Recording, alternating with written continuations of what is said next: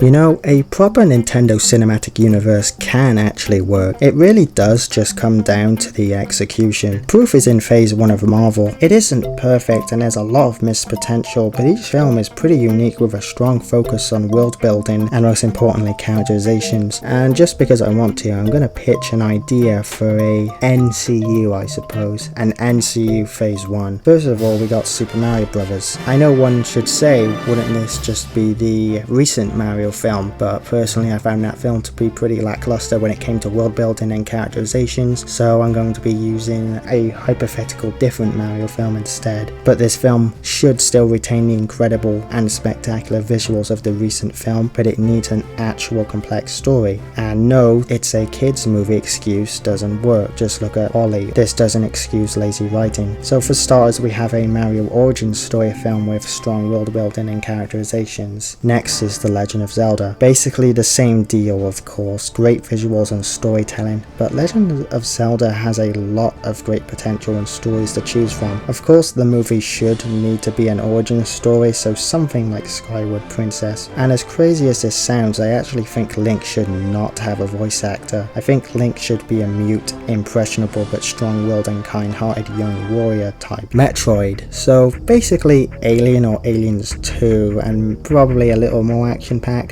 I think it needs to be done seriously with strong and terrifying visuals. The villain should definitely be Mother Brain too. I actually think the film should have Samus alone like in the games in a terrifying and alien environment. Another sort of visual storytelling film. Kirby. I simply think there's a lot of cutesy wholesome but also resonating potential with this little guy, and it can definitely make an incredible animated ET style film with a lot of heart. The plot would be similar to the show with Kirby arriving in Dreamland, and you can vaguely imagine the rest but condensed into a film with DDD as the villain, of course. Super Mario Bros. 2.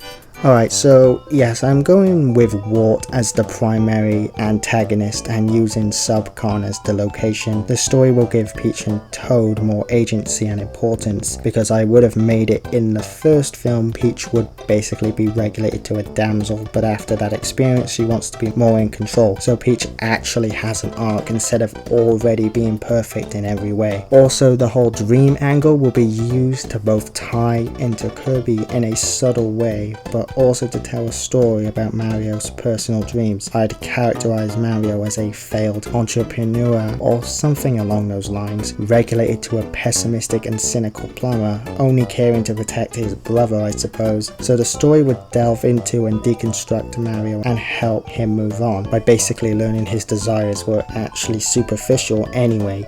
Fame, money. He had everything he needed all along, a brotherly bond and the honest connections with Peach and Toad. Super Smash Bros. Indeed, this movie would only consist of Mario, Luigi, Link, Zelda, Samus and Kirby. I know that may seem blasphemy, but this allows the film to focus on the foundation for future stories, but allowing more time for these characters. Firstly, the antagonist would be Master Hand and Crazy Hand, both being the hands of a cosmically insane godly entity who just wants to be entertained. Can the Smash Brothers escape the deranged clutches of this god and return to their world? Yeah, probably. Kirby's also pretty good with this whole cosmic horror evil god stuff, and Kirby would be able to return them home. So yeah, that's just a quick, not really detailed pitch for a phase 1. This is just a quick idea I wanted to put out there. I'm not going to bother go further with this because that's not the point of this video. It's more so just to illustrate my point that hypothetically a structured universe can in fact work if executed well, and preferably with genuine passion for the various IPs being adapted. It needs to actually have effort and work put into it, and not to overcrowd it with needless references, because a lot of films seem to be doing that now.